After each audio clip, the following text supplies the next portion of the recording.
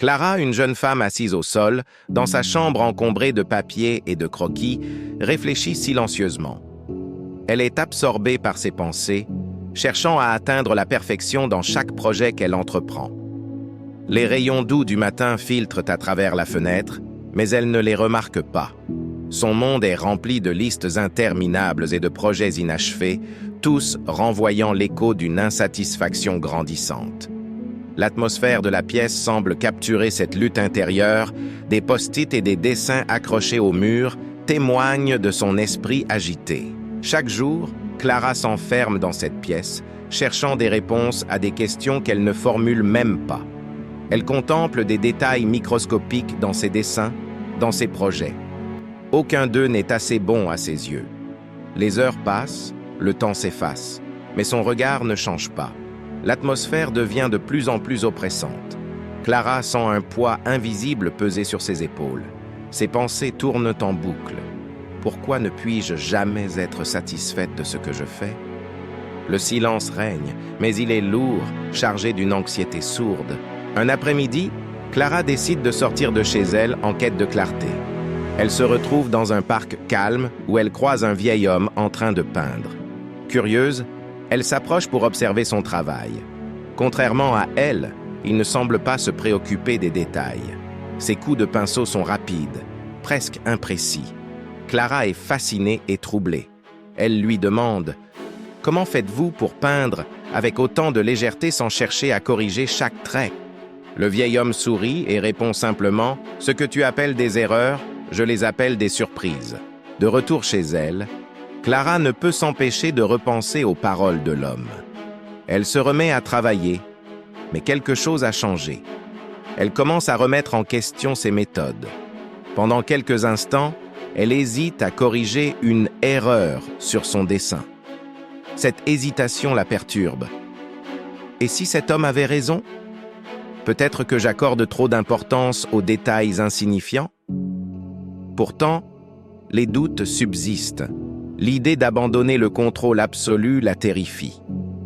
Elle repose ses outils et observe son travail. Tout semble en ordre, mais elle ressent un vide inné. Clara tente une nouvelle approche. Elle prend une feuille blanche et commence à dessiner sans chercher à corriger chaque détail. Ses traits sont plus libres, plus rapides. Les premières erreurs apparaissent, mais cette fois, elle décide de les laisser. Elle observe son dessin évoluer sous ses yeux et commence à sourire. C'est différent, mais intéressant, pense-t-elle. Petit à petit, Clara découvre une forme de liberté qu'elle n'avait jamais connue. Elle commence à voir la beauté dans l'imperfection, et une légèreté inonde la pièce. Les jours suivants, Clara continue de dessiner avec cette nouvelle approche. Ses œuvres deviennent plus expressives, plus vivantes. Ses amis, en voyant ses nouvelles créations, sont impressionnés. « Ton style a changé, c'est beaucoup plus vibrant maintenant », lui disent-ils. Clara, pour la première fois depuis longtemps, se sent fière de ce qu'elle fait. Non pas parce que c'est parfait, mais parce que c'est authentique. Elle réalise que la perfection ne mène pas à la satisfaction, mais que l'expression sincère, même imparfaite, est bien plus gratifiante. Clara commence à appliquer cette nouvelle philosophie à d'autres aspects de sa vie. Elle accepte les petits désordres dans sa maison, elle rit des imprévus, et surtout, elle se sent plus légère. Le contrôle est une illusion, se dit-elle. Elle réalise que l'imprévisible fait partie de la beauté de la vie. Sa créativité fleurit.